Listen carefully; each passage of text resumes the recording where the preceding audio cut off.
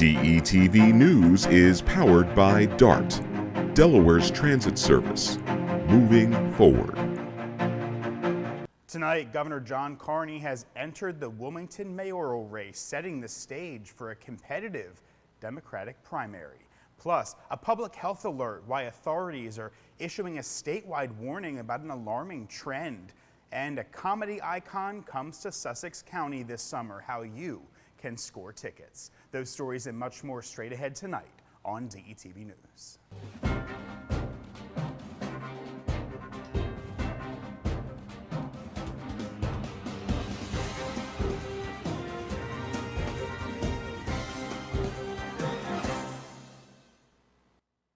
Good evening and welcome to DETV News. I'm Matt Ford. Thanks so much for being with us tonight. Here's what's making headlines today. Delaware Governor John Carney has officially thrown his hat into the ring for the upcoming Wilmington mayoral race. His announcement follows current Wilmington Mayor Mike Przicki's decision not to seek re-election. Carney, who had previously expressed his contemplation over a potential bid, made his candidacy official Monday right here on DETV. And in order for the state of Delaware to be successful, the city of Wilmington has to be successful as the cultural hub, as the business hub, as just such an important part of our state. And in order for the city of Wilmington to be successful, every neighborhood has to be strong. And neighborhoods are strong when families are strong, so they need clean and safe streets, they need good education for their children, and they need affordable housing. And those are the things that I've been working with the current administration, the current mayor. As governor, we've invested more money in the city of Wilmington than in any other governor in housing and education and community development. And I want to continue that focus as the next mayor of Wilmington. Having served 2 terms as Delaware's governor and 3 terms in the U.S. House of Representatives prior to that, Carney brings a wealth of political experience to the mayoral race. Additionally, his tenure as Delaware's lieutenant governor and secretary of finance demonstrates a deep-rooted commitment to the state's governance. In a statement declaring his candidacy, Carney outlined key priorities for his mayoral campaign, emphasizing a focus on bolstering public education, expanding affordable housing, and supporting small and minority-owned businesses throughout the city. His dedication to the betterment of Wilmington aligns with his broader vision for Delaware's overall prosperity. Carney's announcement sets the stage for a competitive Democratic primary in September, with Velda Jones-Potter emerging as his primary opponent. Jones-Potter, a former city treasurer and notable figure in Delaware politics, launched her mayoral campaign last year, positioning herself as a formidable contender in the race. Her experience as the first African-American to hold statewide office in Delaware, coupled with her background in finance and executive leadership roles, underscores her qualifications for mayoral position. Her campaign platform revolves around the themes of neighborhood safety, community empowerment, and efficient resource allocation within the city.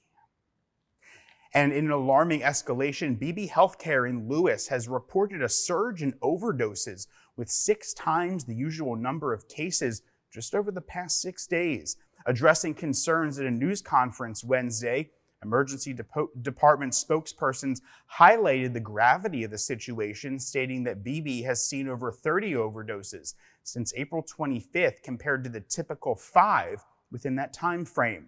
Delaware State Police and the State Department of Health and Social Services issued an alert on Tuesday following the spike in overdoses in Sussex County.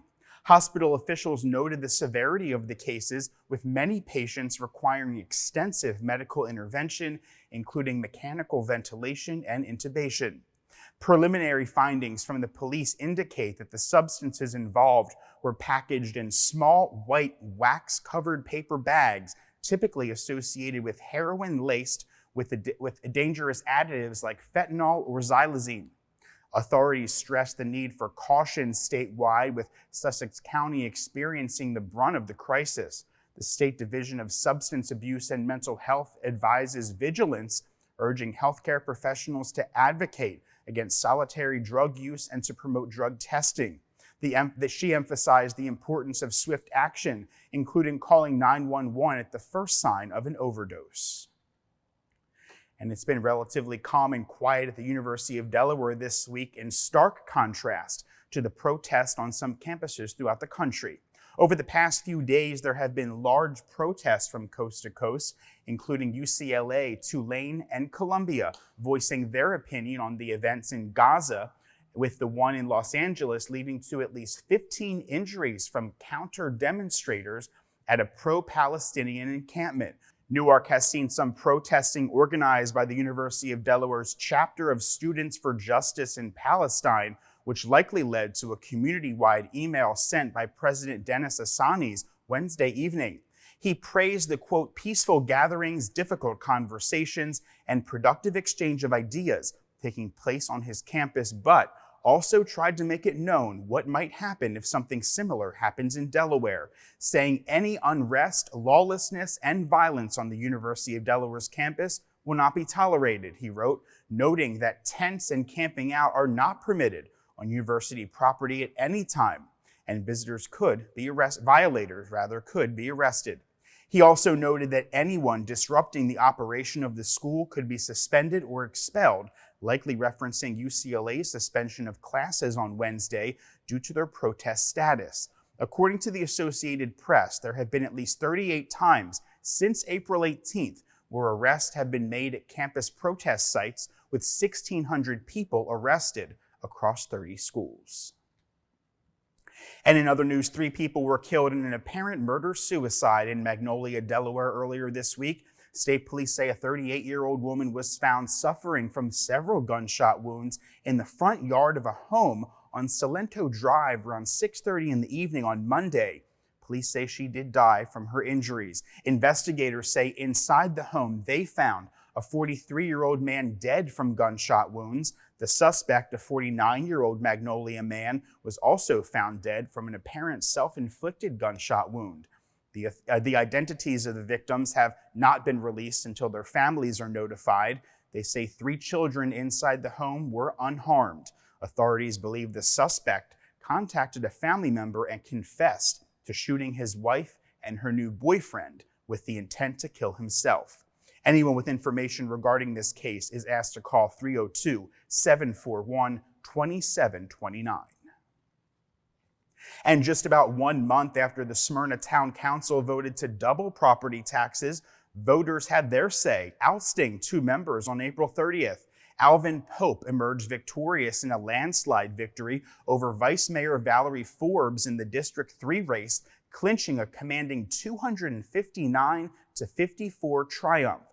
Pope's return to the council marks a continuation of his public service journey, having previously represented District 2 from 2016 to 2020. Meanwhile, in the hotly contested at-large race, Justin Capps clinched the victory with a 218 votes, narrowly outpacing Dean Johnson's 208 votes and incumbent Gerald Brown's 172 votes. Brown's defeat signals the end of his tenure on the council, having been elected via a special election in June of 2019. And at James T. Vaughn Correctional Center near Smyrna, a correctional officer faces some serious charges after allegedly using his position to smuggle drugs into the facility. Delaware State Police have arrested 31-year-old Jahi White, charging him with 8 felonies following a joint investigation. According to authorities, White is accused of accepting bribes to facilitate drug distribution within the prison. The charges include possession of counterfeit drugs and promoting prison contraband. Delaware Department of Correction Commissioner Tara Taylor expressed deep concern over the allegations, emphasizing the need for integrity within the department. White is currently held at Howard R. Young Correctional Institution on a $95,000 cash bond as legal proceedings unfold. And the state fire marshal's office has ruled a Dover house fire that injured 1 firefighter Tuesday as accidental. According to the fire marshal, firefighters responded to a blaze on Delshire Drive in Dover just before 8:30 in the morning on Tuesday. 1 firefighter was taken to Bay Health for a heat-related injury. An occupant of the home was also evaluated on scene by paramedics but refused treatment. No other injuries were reported. Investigators with the fire marshal's office determined the fire was accidental and was caused by discarded smoking materials. Authorities say damage to the home is estimated at $250,000, and the family is being assisted by the American Red Cross. And in other news, police in Newcastle County say criminals are turning to technology in an attempt to steal high-performance vehicles. Detectives recently found a tracking device attached under the bumper of a car as part of an investigation.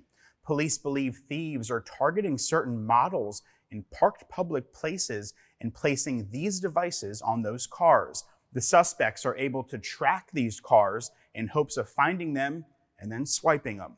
The auto theft unit has said there's been a rise in thefts of high-performance vehicles, including Dodge Chargers, Challengers, and Durangos, as well as some Jeep models. Owners of high-performance vehicles are advised to be cautious and observant in public places and to inspect for possible tracking devices. If something seems suspicious and it's found, it's advised that the owner not remove the tracker, but should call police at 302-573-2800. And speaking of cars, if you ever had doubts about the road skills of your fellow Delaware drivers, well, a recent report might provide some validation.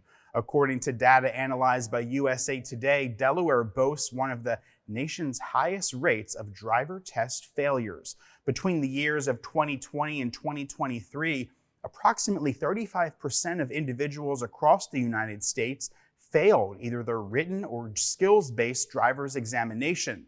Notably, Delaware ranked 4th nationwide, over 49% of participants failing their tests. The study uncovered a trend where more individuals struggled with the written exam compared to the skills test. Indiana, Missouri, and Wyoming claimed the top 3 spots for highest failure rates, with Delaware following closely behind.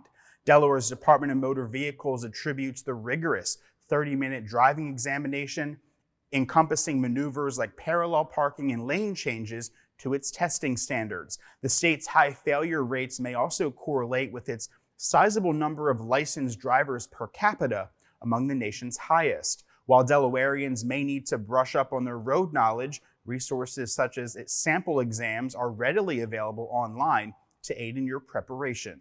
As the state endeavors to promote safer roads, the findings shed light on areas for improvement in driver education and testing protocols. And in a move that will surely disappoint many, 2024 marks the final year for Wilmington's beloved Constitution Yards Beer Garden in its current location. The beer garden, a popular fixture since 2016, will bid farewell to its spot on the Christina riverfront to make room for a forthcoming luxury apartment complex. Initially hailed as a revitalizing amenity for the city, Constitution Yards became a summer staple, offering local music, brews, and recreational activities. However, plans for a 7-story, 162-unit apartment building by developer Bacini Pollen Group will occupy its current state at 308 Justison Street. While the future location of Constitution Yards remains uncertain, plans are underway for its relocation to another spot on the riverfront. Despite the impending change, officials emphasize the beer garden's significance and assure its continued presence in Wilmington's ever-evolving landscape. So stay tuned as the community prepares for this bittersweet transition. And this past weekend, University of Delaware students and the surrounding community participated in the James Joseph Hahn Memorial 5K, which honors the memorial of its namesake UD student. Hahn was a 21-year-old finance major who had just completed his sophomore year at UD when he died unexpectedly in June of last year. His brothers in Pi Kappa Alpha fraternity organized the event to celebrate Hahn.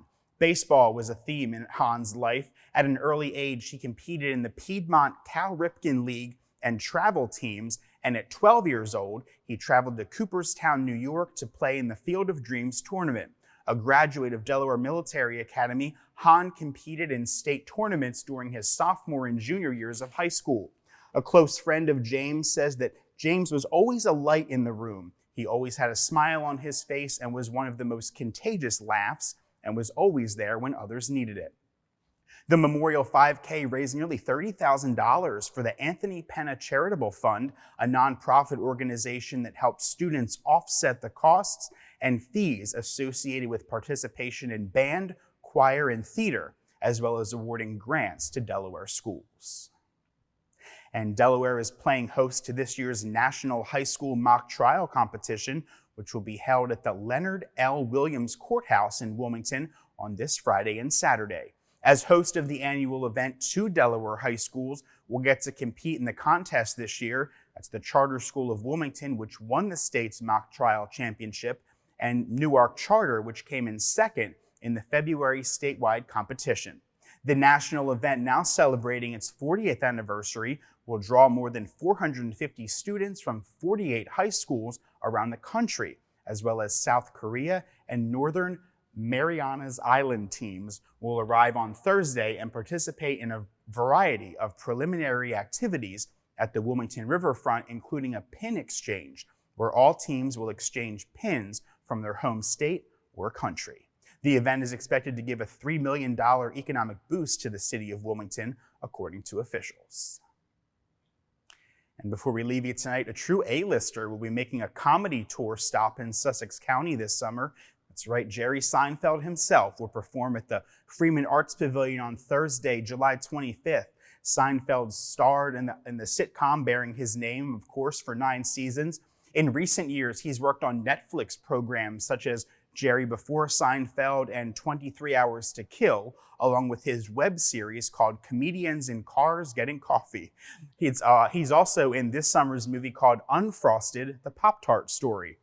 His stop in Delaware is part of an East Coast tour that also includes a stop up in Bethlehem, Pennsylvania. Now, tickets for Seinfeld's show go on sale this Friday, May 3rd at 10 a.m. They start at $119, and there is a limit of 6 tickets per person. He is the latest in an act of a packed summer schedule at the Freeman Arts Pavilion, which also includes Patti LaBelle and Gladys Knight, George Thorogood and the Destroyers, Leslie Odom Jr., the Bacon Brothers, Alabama, and Melissa Etheridge and the Indigo Girls. Well, that's going to do it for this edition of DETV News. Be sure to follow us all across your favorite social media platforms. And for a look at what's happening all around the state of Delaware, head to our website. That's detvch.com. I'm Matt Ford with tonight's news, and we will see you next week.